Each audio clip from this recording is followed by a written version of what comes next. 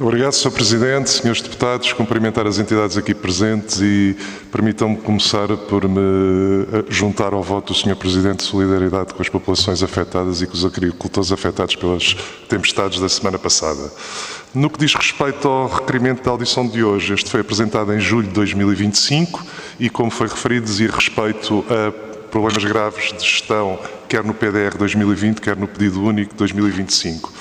Desde então, pelas razões que foram apresentadas, já passaram 7 meses, a situação evoluiu, foram tomadas algumas decisões, nomeadamente quando o Governo criou uma linha financeira de apoio à tesouraria, mas a verdade é que muitos agricultores continuam a viver com incerteza e dificuldades de planeamento.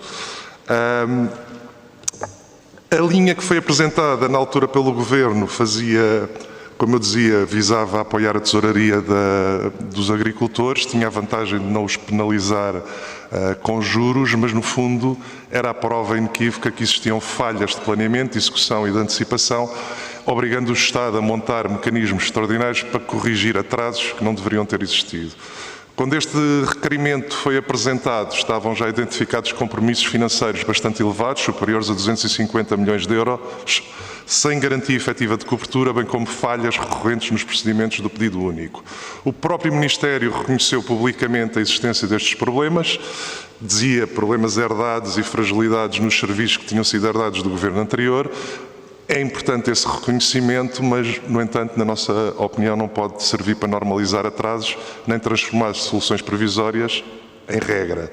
Por isso, e ao fim de 7 meses, dizia ao Sr. Presidente que esta audição pode ser extemporânea, eu penso que não, e nada melhor do que ouvir as entidades que trabalham com o setor diariamente sobre como estamos, qual é o ponto de situação real em relação a estas situações e que problemas foram, entretanto, resolvidos, quais persistem e que riscos continuam a existir. Muito obrigado.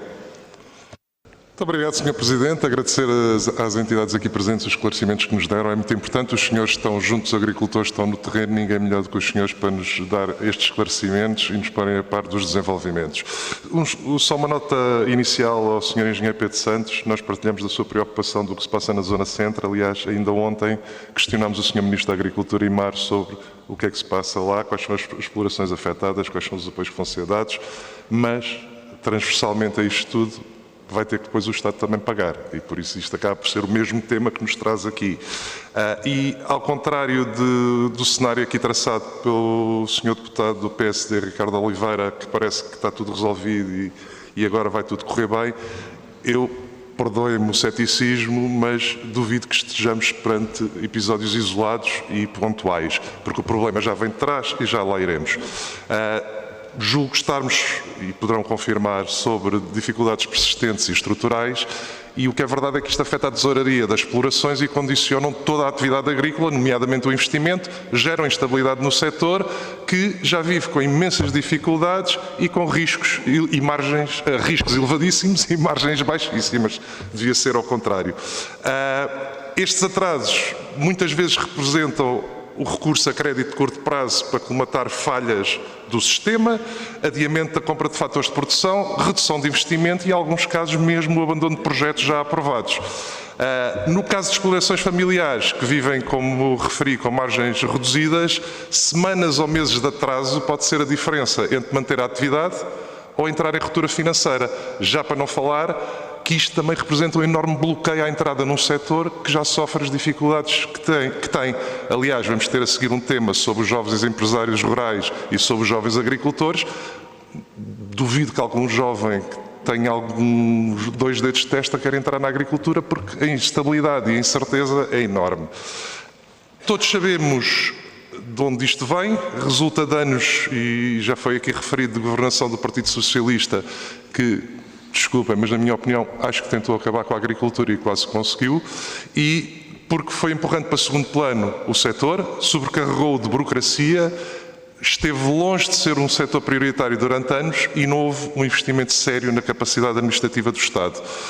Estes problemas herdados existiram, isso é incontornável, foram relevantes e têm consequências que ainda hoje vivemos, mas, por outro lado, este Governo já tem funções quase há 2 anos e penso que já não é aceitável continuar a justificar as falhas com as heranças. Era bom começarmos a ver isto a mudar. Eu, sinceramente, gostava de ver mais evidências. Sou uma pessoa positiva por natureza, mas gostava de ver mais evidências. O que vemos na prática é uma manta de retalhos, feita de remendos sucessivos e de soluções provisórias em vez de soluções estruturais. Por exemplo, já falámos da linha de crédito, que não resultou. Mais uma vez estávamos a tentar puxar a manta para tapar a cabeça e já tínhamos destapado os pés, e mesmo que resultasse, significava mais burocracia para o agricultor. O senhor embaixador referiu que ainda por cima associavam produtos que tinham que ser comprados, o que eu acho inaceitável sobre todas as perspectivas que possamos ter, e sinceramente não é uma forma de gerir políticas públicas e pelos vistos também não é forma de gerir crises. Acresce isto, e realmente o setor da agricultura é bastante complexo porque tem-se vindo a acumular uma série de problemas em vários organismos tutelados pelo Ministério da Agricultura.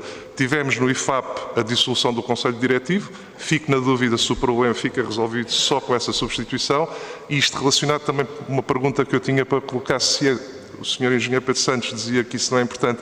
Para nós também é importante perceber se o problema está a montante ou jusante, que é quem aprova ou quem faz os pagamentos. No ICNF vivemos com atrasos sistemáticos, entraves burocráticos e dificuldades de articulação entre produtores e o ICNF. Na execução do PRR já vimos que há taxas de concretização bastante baixas, aliás, isso foi apontado pelo Tribunal de Contas, e para além de em vários processos de licenciamento e acompanhamento técnico que têm vários impactos diretos sobre a atividade produtiva. Na minha opinião e na nossa opinião, este conjunto de situações acho que não pode ser visto como uma mera consequência e revela claramente problemas estruturais na organização, coordenação e na liderança dos serviços. O que está em causa, por isso, não é apenas resolver os atrasos do passado, é garantir que o próximo ciclo de execução decorre com previsibilidade, transparência, como o Sr. Embaixador referia, e confiança. Ao contrário do que também foi aqui referido pelo Sr. Deputado do PSD, a nossa intenção não é fazer política com a desgraça dos outros. Convém lembrar que a nossa função é mesmo escrutinar o trabalho do Governo, e é isso que estamos aqui a fazer. E por muito que diga que sim, Sr. Deputado, o que é verdade é que estes senhores dizem exatamente a mesma coisa.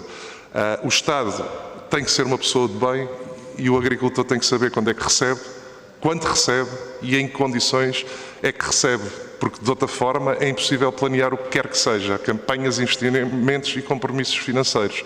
E neste momento, sinceramente, duvido que algum agricultor o tenha. Se essa previsibilidade não há modernização, não há rejuvenescimento no setor pelas razões que eu referia e muito menos há competitividade. E por isso deixava-vos apenas algumas perguntas. Não ficou muito claro para mim se a questão das verbas do PDR e das medidas do PDR que passaram para o PEPAC, se já está tudo resolvido ou não.